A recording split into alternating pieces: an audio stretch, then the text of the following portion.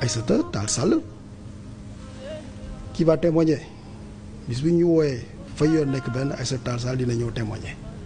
Et Aïssata, vous en avez parlé bien avec sûr elle? elle viendra témoigner. Non, passation ma ne ko ma soeur j'ai un seul problème ici explique au problème mu ne ma non laisse mon frère je vais régler ça waa ji ñëw mu ne ko mais vous le truc là j'ai vu au tribunal de Guédiawaye j'ai parlé avec mon collègue Ismaïla mais il m'a dit que voilà vous n'avez pas les capacités techniques de réaliser ça donc on arrête tout waa ji ne ko non on ne peut pas arrêter madame mu ne ko j'ai dit qu'on arrête mu ne ko non mais man bu ñu arrêté parce que ministre bi sax man jotoon naa ko jox xaalis ay sa ne ko non joxoo ko xaalis. 50 millions. waaw mu ne ko yow nga ne da nga ko jox la mu ne non jox naa ko xaalis mu ne ko 50 millions qu'il vous a immédiatement rendu parce que il m'a offert gracieusement 50 millions je l'ai refusé diplomatiquement ne ko baax na. par l'intermédiaire de son directeur de construction voilà. donc Mouhamadou Wane la jox 50 millions pour mu jox la. pour mu jox ma. yow nga delloo ko. Mouhamadou Wane ci bu gaaw parce que xaalis soo ko gardé rek day am yeneen connotation. mais est-ce que Mouhamadou Wane delloo na xaalis. ben je sais pas en tout cas moom moo ma ko indil man sama yoon nekku ci ndax moom jox na ko Mouhamadou Wane moo ma ko indil ma ne ko jëluma mu dem donc jox na ko wala jox ko sama yoon nekku ci 50 millions. donc Aïssata ne ko oui il vous a donné 50 millions vous lui avez donné 50 millions qu'il vous a rendu mu ne oui effectivement madame le ministre je reconnais ça. Aïssata Tall Sall va venir moom avocate la xam na lu muy wax elle va venir témoigner donc ñu annuler affaire bi noonu bu jeex Aïssata annulé c'est fini quand il y a eu le changement je ne sais pas ce qui s'est passé Aïssata Tall Sall aussi ne sait pas ce qui s'est passé apparemment il a repris le terrain. il a repris avec l'actuel ministre de la justice. je sais pas moo tax bëgguma wax loo xam ne man wóoruma parce que man juriste la bëgguma wax loo xam ne wóoruma li ma xam daal mooy il semble avoir repris le terrain dem def fa ay affaire xaw ma sax ndax centre bi def nañ ko ma dégg ñu ne foofu ñu ngi def enquête pour xool nan la ñu déterminer terrain bi ba ma dégg ci affaire ñu tudd ci sama tur pour affaire de corruption.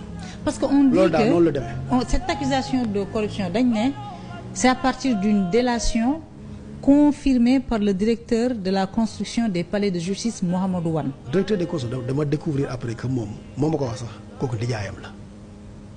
ah bon début waxuma ko woon. dafa ma ne rek naa leen indil kenn un ingénieur bien celui qui réalise pour tel ministère jaay ma waa ji indil ma maquette yi ma impressionné mais après j'ai découvert que c'est son oncle donc affaire de corruption amu ci. mais il n'y a aucune affaire de corruption. il a tenté de donner de l'argent pour qu'on revienne sur l'annulation neexal ñu on a refusé et c'est tout. bon après nag je sais pas dans le moog ministère lan je sais pas vraiment je sais pas après. mais man ce que j'en sais c'est ça et je ne voudrais pas qu'on s'étende sur ça di ci perdre temps sauf su amee benn élément boo xamante ni comprendre ko ci loolu. moo waxaat la ko man j'ai eu dire que moom il reconnaît que rendre nañ ko xaalis bi. tant mieux alors. mais il dit que da nga ko laajoon 200 mu jox la 50 nga xeeb ko. Non, jamais.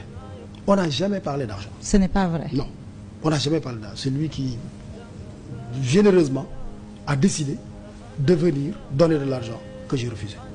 xam nga lu tax may def attention ci affaire xaalis yi affaire xaalis le problème mooy une fois nga jël ko tu es lié ma jox la benn exemple waa ji su ma joxoon 200 millions wala mu joxoon ma 50 millions su réalisé wul affaire bi du ma ko mënal dara. bari na fi. di nga ñeme lekk xaalisu nit ba pare annuler marché. mu jaay la ensuite dama am chance ba Aïssata Tall Sall sama témoin la ndax am na lu mu wax Aïssata Tall Sall répété ko Aïssata jàpp na ko. mais qu'est-ce qui peut sous-tendre bu fekkee ne.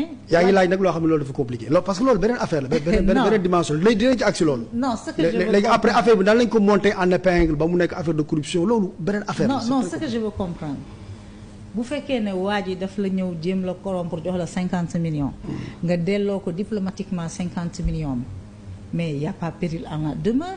il y a pas de quoi instruire. il y a pas de quoi rester en justice. mais ta conclusion est pertinente. Et c'est ta parole contre la parole de monsieur Cheikh Gueye même fi mu naan 200 millions nga ko laajoon mu jox la 50 nga xeeb ko tout ça moom mii di accuser moo war a apporter les preuves de ces accusations est-ce que loolu mën na justifier une plainte est-ce que loolu kese moo tax ñu bëgg a intégrer la ci liste ñi ñu war a yóbbu devant la haute cour de justice. Est-ce que loolu kese la. loolu la de parce que bu dee loolu kese la man je ne suis pas juriste je ne suis pas juge ni avocate mais il y a pas matière à poursuivre. C'est de la délation et ça doit être classé. Premièrement mais est-ce que loolu kese la. mais loolu kese la parce que foofu même xam nga lan moo intéressant ci affaire boobu c'est que foofu amul xaalis su fekkoon sax dañ ne amoon nañu 800 millions wala 1 milliard pour tabax bâtiment mais il y a rien il y a pas d'argent il n'y a pas d'argent c'est une dation en paiement dañu ne dañu bëgg ay infrastructures pour justice